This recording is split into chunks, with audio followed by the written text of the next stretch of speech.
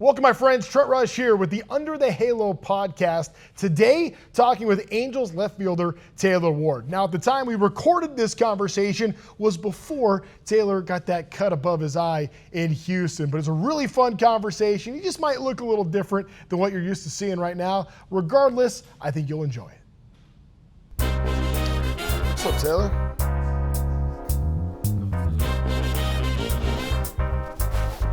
Awesome. Thank you.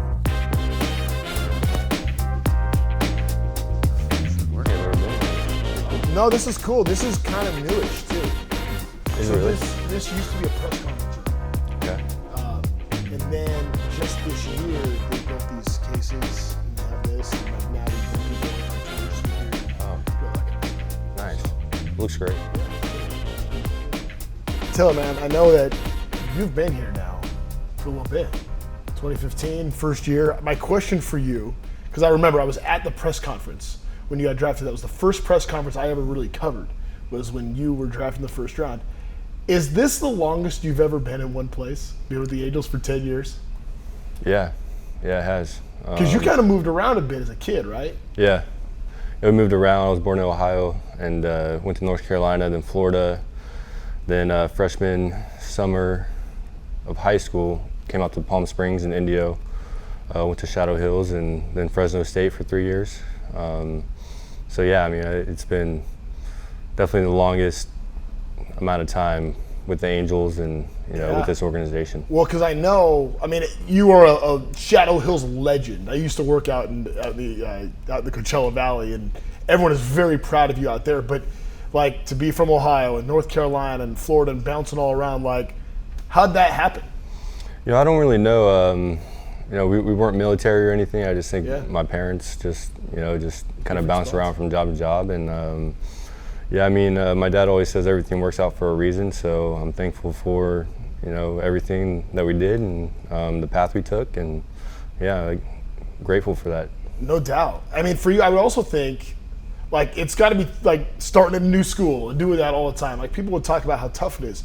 I would think that maybe at a certain point, like, you're probably better now off for that because you met so many people and have so many connections and did all that. Was it tough as a kid, or do you kind of look back at it like, no, it might have actually been a good thing? Yeah, I think it was a good thing, and honestly, thinking about it now, I don't think that there was ever a time where we, dreaded it or maybe moving from Florida, because we had so many friends in Florida. We'd spent probably the most amount of time there, before moving to California, but I think that was the toughest one, just leaving everybody. And but I mean, it's all good now, and just thankful everything worked out. Taylor, it's been awesome, man, watching you. Your whole journey is cool, and we're gonna get into some of that. But like, now for you, you're established. You've been here for a long time. A lot of success at the major league level, having an incredible season. But what do you do for fun? Like, how do you unwind when you get away from baseball for a little bit? Well, now having kids, that's definitely the biggest thing. When you step through the door, everything goes out the window. Your day just good, bad. You flip a switch, and it totally changes your perspective, of course. But let's say on the road, I like to play video games. That's another thing that just gets my mind off baseball. Yeah. And and I've been playing video games since I was in middle school. So it's something I really enjoy. Golf is another thing I really enjoy. Yeah. I mean, really, I'm pretty simple, Sure. and really just those three things are probably the biggest things outside of baseball. What are the video games you play? I definitely bounce around. Started with Call of Duty, back to Call of Duty 2, like way back on PC, and then definitely played every Call of Duty up until now. Fortnite was another game. Spent a lot of time on. The new Battlefield's coming out, so I got to play the beta of that. I'm looking forward to that. But I mean, anything that really my friends are playing, I kind of just we bounce around a lot. I mean, it seems to be like a revolving door with the games we play. So once one gets old, we hop back to another one. Do you remember your first console? Yeah, we had a PlayStation 2. Okay. I was ready for you to drop an original PlayStation. No, yeah, I was going to be super impressed. Yeah, like my friends growing up had like GameCube and just like PlayStation 1. So did you have an N64? No. Okay, so PS2. My first console was PlayStation 2. All right. And the main game I remember from that was Need for Speed Underground 2. Oh, I've been waiting for them to. I remember that game. Yeah, I've been waiting for them to do like a remake of that. Maybe PlayStation has that, but I play Xbox now. Yeah. So I'm not sure if they have that or not. See, I was always like Madden, college football. I like the baseball games, like the show, like when it first came out. Like I was way into that, but I was the dork. See, I knew I couldn't play, and I accepted that. So I was always trying to I wanted to be a great GM and put a team together, and then I'd sim the games. I'm a total dork about that stuff. But anyways, I like the sports games, but then the racing games are fun too. Yeah, definitely. I'm not really much of a sports guy. I mean, I'll play golf games here and there. Yeah. But again, it's a revolving door with my friends, so whenever they're on it, I'll hop on it. Never football. I've never gotten into football for some reason. Baseball, I think it's too weird to play this and go home and play the show, so I avoid that too. You've never played as Taylor Ward on a video game? I had maybe 3 or 4 years ago when the show would give us our player cards. I tried that out for a little bit, but it just fizzled The rating out. was probably not. It wasn't what it should have been. Probably. No, they would give us our 99 diamond. Oh, nice. Yeah, so all the stats were like elite for all of us, and but still, I just think it was just just with seeing baseball in real life and seeing it on the game, I just felt like I was better in real life and just couldn't analog get there. I could only imagine just how weird that must be, you're playing as yourself in the batter's box. That must be almost like an out of body experience in a way. Yeah, initially it was really cool. Yeah, definitely. It's kind of neat to see that kind of stuff. So so you do that for fun, and I would also think especially with this team, it's any chance to compete, right? Is that not part? For me, that's what video games were. It's constant competition. There's got to be a little bit of that inherently in you to be a professional athlete, is it not? Yeah, definitely the competition. I mean, going from video games to golf, it just seems like competition is the biggest thing that we do, and we just thrive on. I don't know. It is just we seek it. I don't know why, but yeah, I mean, just hanging out and doing nothing is no good. Are you a pretty good golfer? I tell everybody if I shoot a 90, it's a good day. Okay. So, my best round I think ever was an 84, but consistently I'm around a 90. Were you better before you had kids? No. Oh, okay. So I mean, my golf swing is kind of weird. I kind of preset the position I want to get to at contact and then kind of rotate on that same line.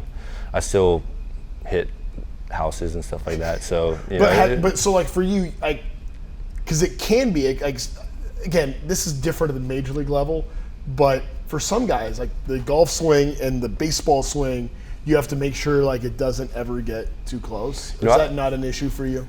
I actually believe golf helps your baseball swing. Really? How so? When you're talking swing paths and stuff like that, you always make the reference, you have a merry-go-round type of swing path, so really flat, and then you have a Ferris wheel, so it's really almost like Freddie Freeman type, so I think golf kind of puts you more in the middle of that, and I think baseball-wise, that's where you want to be as well to give yourself the biggest opportunity to hit in. I remember when you first came up. What was your first year? 18? Yes. 18. I remember having a conversation with you then. And again, knowing you from the day you were drafted, basically, it was pretty cool to see, oh, look, hey, Taylor's made it. You got here. But I remember you said to me at the time, Trent, anytime you ever want to talk hitting, ever, we will have that conversation. We will talk hitting. It almost was like this is, I don't want to say obsessive, but you were so into it and thinking about the approach and the different methods of hitting, and you just kind of explained a little bit about that there a second ago.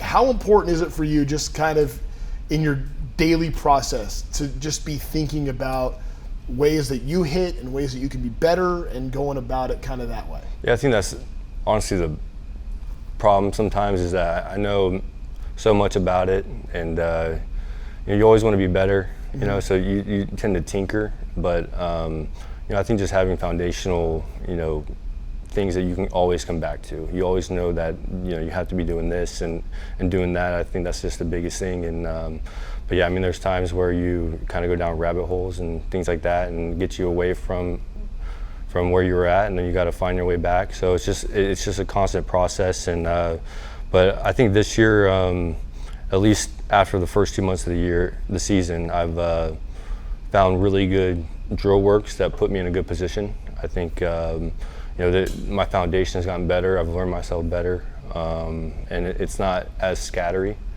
But baseball will humble you. You always got to be on your toes. And in the end, like I've said many times, it always comes back to the pitches you swing at. If you swing at balls out of the zone, you're not going to be very good. If you're always late or early, you're not going to be very good. And then after that, I think it comes down to mechanics. If you check those first 2 boxes, and then you miss it, maybe there's something else going on there that you need to look at. But just try to go from those first 2 things instead of just jumping straight into mechanics. And because I think all of us hitters, we're here for a reason. We got here for a reason, and we see the ball great, and it comes down to mechanics after that. I truly believe good hitters, that they're anomalies. They roll out of bed and they just hit. They get to a good position every time. They're always on time, and they just go hit. But guys like me, where I've kind of like created a swing, and what I do, there's a lot more thinking that goes on. It's not just rolling out of bed and going and hitting. And it's unfortunate, but it's just things I've learned too. If I ever become a hitting coach, just to know like certain guys to leave alone, and certain guys that we didn't make adjustments on. But yeah, I mean, sometimes it can be really good to know these things, and sometimes it can be really bad. Well, I know for you, like, streakiness has kind of always been a thing about how your seasons have gone, and you've done. I mean, this year you've done a better job. I think maybe the best job you've ever done at being as consistent as possible. But when you are riding those highs, and then you can go into a slump, it happens for everybody. Like, what are some things that you do to not get yourself to be too high when it's going great, and not get too low when you're in a slump? Yeah, I think early on and years ago, just not really having like where I'm at now, like the drill work, like I said, I'm able to trust that and trust the process with that. They make adjustments out there. Things happen. It's just part of the game, right. and it's really hard sometimes to just continue to trust what you're doing. And so right now, I just think just continue to trust my drill work, continue to trust my plans, and everything else will take care of itself. So I just think I'm in a good spot with the work I do in the cage, and I'm thankful for that, and I think that's just one of the biggest things. Do you spend a lot of time like on the philosophical side of hitting and like your mechanics and that? Is that something that you said if you ever become a hitting coach that sometimes some guys you want to leave alone, sometimes you want to get really involved with? Like for you, what would be like, how would you, if you were a hitting coach, how would you treat yourself as a hitter? I think really getting to know who I am and what I do, and trying to keep me on my rails. And Jay Wash has done a great job this year with doing that. Of course, I have another hitting coach, my buddy from college, who I talk to every day, and really just like having those 2 guys, including me being my own coach, and just funneling things back to what I do right and keeping the fundamentals where they need to be. And again, just knowing the hitter, and I would tell myself just to continue to do what I'm doing. You're in a good spot, and don't think too much about it. We've seen this happen. I mean, actually, Joe Adell was talking a little bit about this when we had him in the same seat you were in a little bit ago, and he was breaking down hitting in a way of like what you said a little bit, where you just want to be able to drive the best pitch, and you're going to have the most success when you're getting pitches that are in the zone, that are in the place where you can hit them. I know sometimes that can lead to borderline calls that result in backwards Ks. Is it tough sometimes when there's that pitch that maybe it would have you extend a little bit, but it's still not really a pitch you can do much with? To kind of, do you ever like kind of fight like the discipline of that a little bit with the pitch recognition and kind of a different approach to those at bats and some of those borderline calls? Yeah, it's tough sometimes when the pitch starts in the middle of the zone out of their hand and ends up painted away or off. And you swing at it and put it in play. That's one of the worst things, and for some reason I tend to do that instead of just swing through it or foul it off. It's just part of the game. I like to say, and just to get me past those things. And but yeah, I mean it's interesting because with the Angels, they give us our heat maps of where they suggest we look for pitches on every pitcher that they have over there. And I started throwing mine away because they were all in the middle, like red in the middle, red in the middle, red in the middle. So, I really just try to look for a pitch in the middle. I think that's the simplest thing, and hopefully have a good path, enough to, if it ends up on the corner, be able to bloop it in or something like that, or have success with the soft hit, single. But it's just part of the game, and you just continue to try and get the pitch in the middle. But it's tough sometimes with certain pitchers, with this like a sinker slider combo. It's one of the toughest ones because you have to give one up. Basically, the ball has to start off the plate in order to be up in the middle for both those pitches. So those guys are the toughest versus the guy with a 4-seam fastball where it's going to start in the middle and it's going to end up in the middle.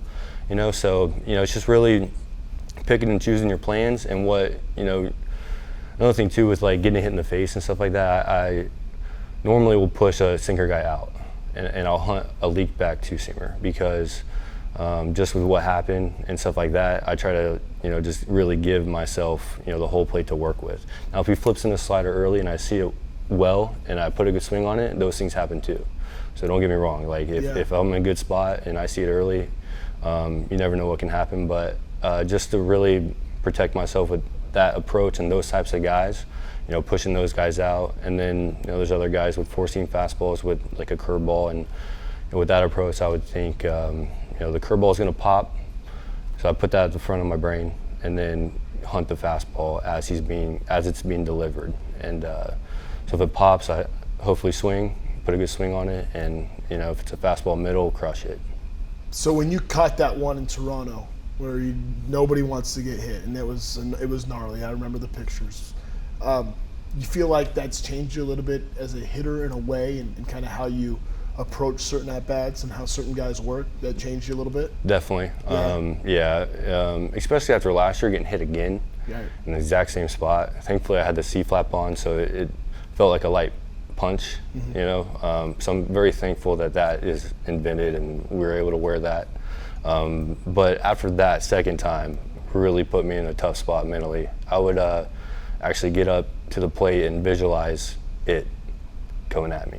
So for a week or two it was tough, but thankfully we had Willie Calhoun at the time on our team, and he got hit I think in spring training or something like that, and just talking to him about it, and really he helped me get through that mental visualization and just negative thought that can come in and creep in with an injury like that. Did you ever feel like maybe after the second time, like obviously, it happens once, it's theoretically a fluke and it can never happen again, and then it happens again and you talk about, dang, like I guess I got to make some changes.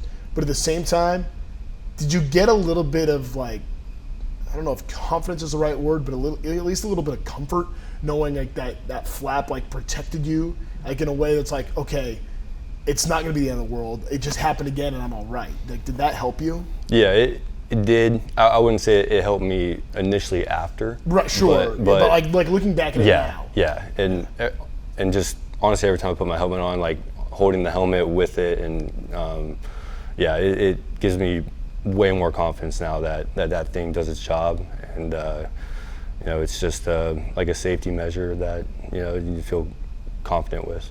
What was that time like when you got hit the first time? Definitely initially it was scary because I wasn't, like on the field, I wasn't sure what was going on, because like when I hit the ground, I tried to like blink and it felt like something was kind of like stuck in my eye, and so it just kind of put me in like a slight panic, and then the trainer ran up and put the towel over my face and tried to calm me down, and he did. And really just after that, it's just kind of like in like a numb kind of mindset where, just not really sure what's going to happen and not freaking out or anything, but, just unsure. And thankfully, going back into their team doctor's office, they checked out my eye and everything, and they said everything was fine.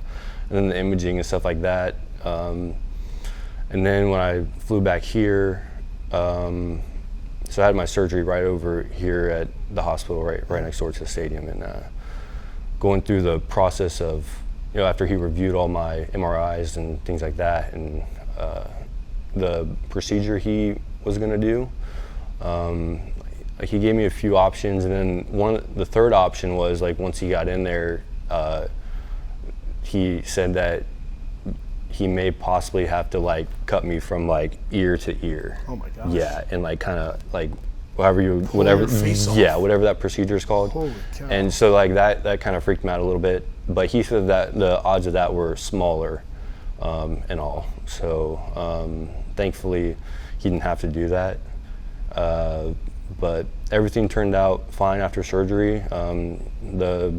Just the recovery process, was long, and it took a while before I could actually start, exercising again, because they wanted my nose on the side was crushed, almost like an eggshell. So he had to, kind of fill all that back in and pad it and all that. And then once that, either the gauze that was in there, it went away. Like, he didn't want me, like, jogging on a treadmill or something like that, to where like the impact could possibly adjust my nose. He also put 3 plates into my face, one down here, one underneath my eye, and then one above my eyebrow. But those are pretty locked in. But it was really just my nose of healing and making sure, that settled was the biggest thing. It's just amazing, like, sitting here, like, looking at you now. Like, if we all remember what happened, but if you didn't, you wouldn't even know. Like what an amazing job. Yeah. Like that's amazing. Did Taylor tell you baseball's done? That's it. It's over. You're not getting back out there. I'm sure she wanted to, Yeah. But she would never say anything like that. Your parents okay? I mean, it had to be scary for everybody. Yeah, it was for sure, especially being in Toronto. So far away. Yeah. Taylor being here, it's just definitely tough. But thankfully everything came back good, and I'm still playing.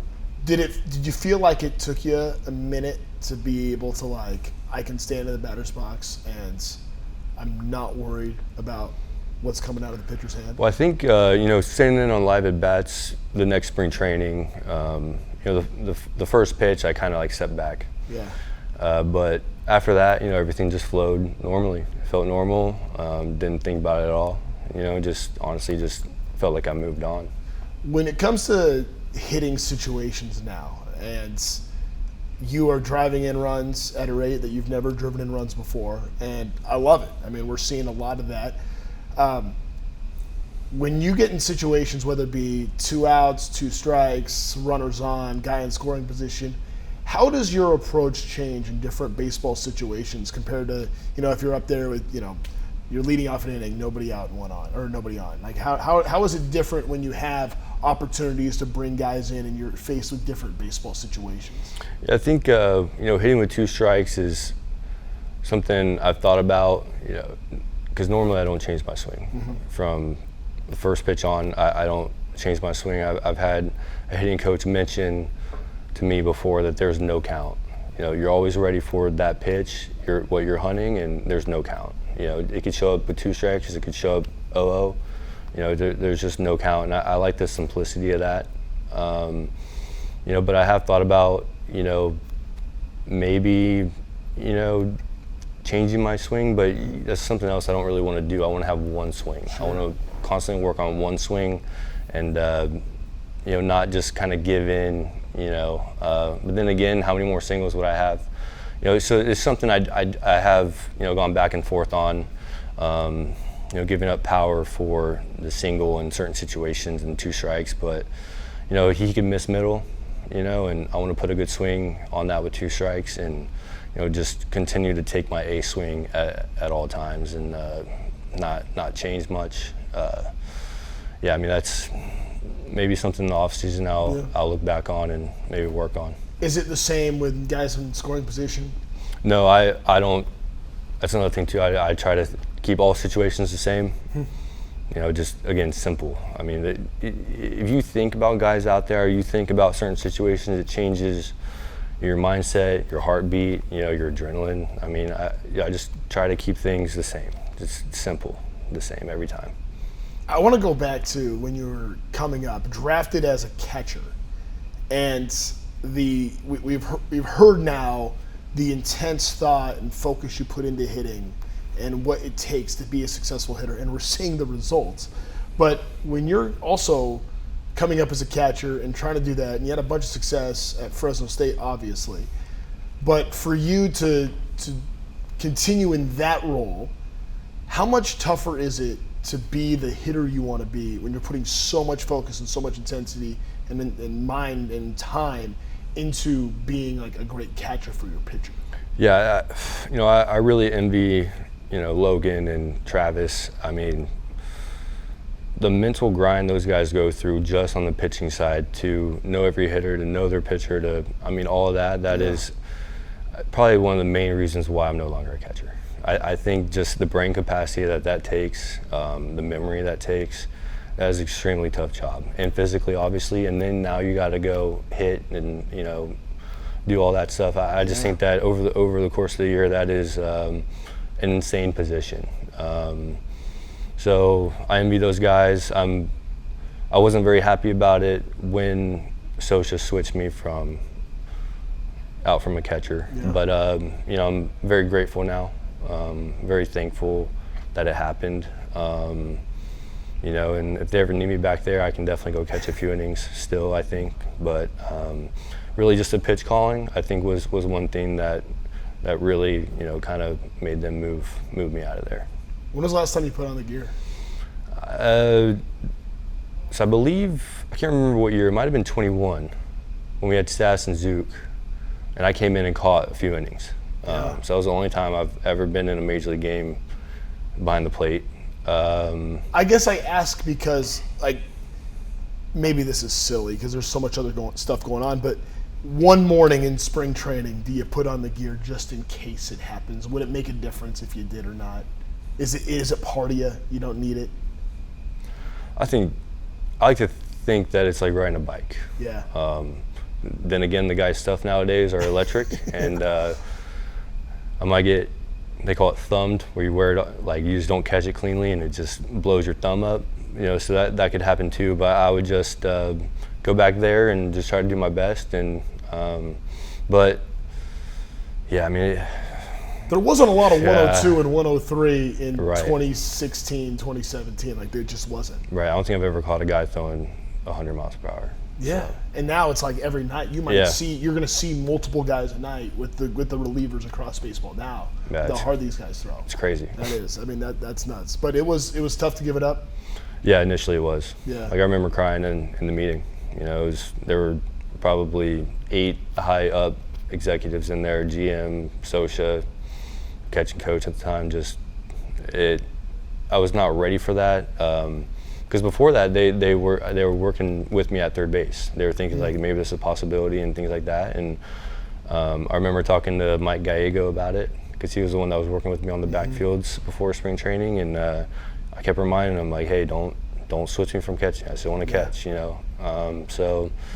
But like I said, I'm thankful it happened, and I'm just especially after seeing what the guys go through back there. Do you think it's made a difference for you to know Taylor Ward, left field, every day, that's what it's going to be? Because I remember for a long time, you'd be at third, then you'd be in left, and you were back to third. You were kind of moving around a lot for a little bit.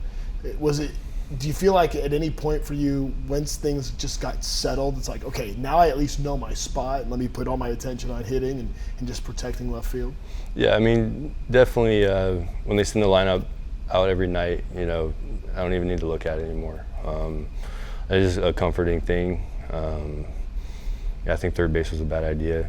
I mean, I think it's tough to take a guy, who's never done an infield position like that. That is tough to do. I think it really is. I think if I continue to work on it, I would be decent, but would I be a better third baseman or outfielder? I don't know. I want to say outfielder, but but going through all the work at third base and the hip turns and I think that really helped my angles in the outfield, and it slowed the game down out there too. So I'm grateful for just everything that's happened. And but it's really nice to know that's where I'm going to be. Very comfortable there. But yeah, I mean, I like it out there. Coming up too, when you're getting those opportunities, you had a pretty good center fielder next to you for a lot of that in Mike Trout. How much do you feel like being able to have him next to you and the conversations that you guys could have, do you feel like maybe that helped with that transition? Definitely. Yeah, there were many times where I picked Mike's brain, especially with the wall, because he was so good with, dealing with the wall and robbing homers and things like that. And that's just, just obviously through development. If I'd been an outfielder the entire time through college and through the minor leagues, and you just get there quicker and you're ready for the big leagues. And having a year or two under my belt and then playing outfield in the big leagues, there's a lot that you need to learn. And he definitely helped expedite the process, especially with working with the wall, picking his brain with that. And just being able to play next to him too is something pretty special. Did you overlap with Judge at Fresno State? Yeah, 1 year. I was a freshman, he was a junior. What was that like? It was awesome. Was he that guy then? Yeah, definitely. Aaron is such a good person, honestly, like Mike. Like, just so humble and genuine, and besides just like looking at them physically, like you would never know that they're superstars. It's just they're just amazing people, and again, another grateful human being that I happen to play with and keep in touch with, and just super happy for his success for sure. It's kind of cool too. For a while, I actually should check. I think you have more RBIs than him. You did 2 days ago, and unless he's driven one in at the time of recording this, it's got to be pretty neat to be able to represent the place you played in college and be able to have that. And while he's the multi-MVP and gets all this attention, it's like, well, hey, like, I can hold my own too. That's got to be a pretty good feeling. Yeah, I don't want to ever compare myself to him. He's unbelievable. Just everything he does is pretty special. So, I just try to do my own thing. And, with the RBIs and stuff, it really is a testament to the guys in front of me getting on. Without those three guys, it wouldn't be where it's at. So RBIs really, I think, come down to your teammates. Yeah, there's so much of that. This is a pretty neat group too, especially with this wave of young guys that have come up. And we've had Neto and Hop and Shonwell. We've had all those guys up here. Is it kind of, what's it like in your perspective? Kind of, you were that guy when Mike was already pretty established and you kind of made your way through. And now there's another group that's coming up, and you're the veteran in that room. What's that dynamic like? I think the biggest thing for me is just it's exciting. Just having that many young guys, and building a core, I think it's really cool. And, getting to play behind Neto in the outfield is something special too. Yeah. I really enjoy that, just seeing his jumps and the plays he makes. And, from that angle, it's an incredible player. I'm pretty proud of him. Nolan too, just all around the board. The guys are exciting to watch, and Angel fans should be very happy. Take me through the mentality for a second. When there's a pop up into that Bermuda Triangle and shallow left, deep shortstop, Zach's flying out there, you're running in hard, knowing that he has the ability to make some of these plays that he makes. Well, what is going through your mind sometimes when balls end up in that neighborhood? Really, I just try to gauge if I can catch it or not. Yeah. And then from there, I try to call it as loud as possible, as early as possible, to get him out of there. But sometimes things happen, and we have a good routine with me going low and him going high. Okay. I think that'll help save us. But I think we do a really good job with knowing his range and balls that I can get to, and just being able to kind of communicate and then also what he does is, wave his hands too. That's another thing that, I can pick up on and to know if he has it or not. And, but we're learning each other every day, continue to learn each other every day. And it is nice to know that ball is going to be caught. For sure. And speaking of learning every day, dad life. How's it going? How's it going at home handling being a family man now? It's incredible. It definitely puts into perspective how much time we don't get to spend with them.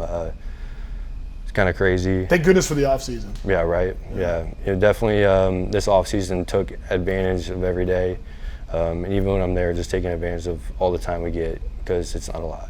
And but just learning every day. Same thing, just learning and trying to be the best father I can. What are the movies you're watching the most?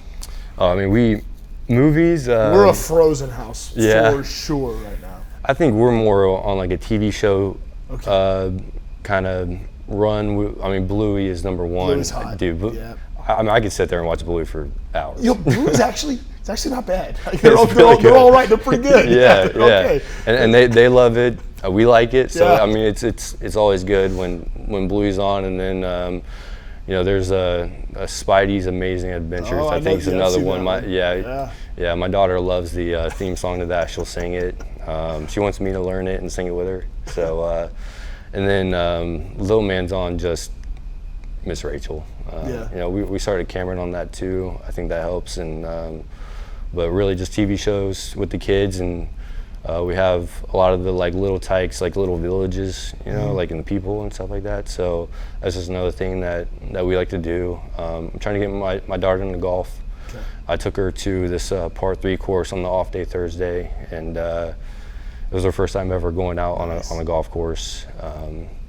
Basically, you know, we get there, we walk up to the first tee box, I put her little wiffle ball on the tee, and she hits it like 3 feet in front of her, and then goes and grabs it. Yeah. And I tell her, you know, you got to hold on to my bag while I hit. So I hit, and then we walk up to the green, I put her ball like a few feet in front of the hole, and she hits it, she like taps it, and then just picks it up and puts it in the hole. That's perfect. And then I chip out my tee shot was off the green, so I chipped onto the green, and she ended up grabbing my ball and putting it in the hole. That's beautiful. So yeah, and then eventually we found the sand bunkers. Oh yeah, and now you're not getting out of the sand. That's just the play it. area now. Yep. So it was good. We played only 5 holes, and then went and got ice cream after, and you know, so it was a great day with her and getting to, you know, spend it with her. And that's a day. That's so good. When's little man get a bat in his hand? Very soon. Okay. Yeah.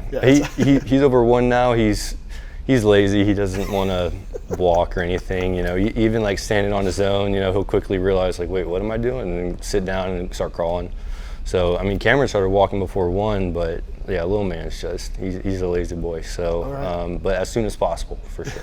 we'll get he'll be my switch hitter. There you go. I love it. Hey, Taylor, congratulations on the season you're having. Appreciate the time, and keep it up, man. Thank you. Thank you for having me. Yeah, thank you.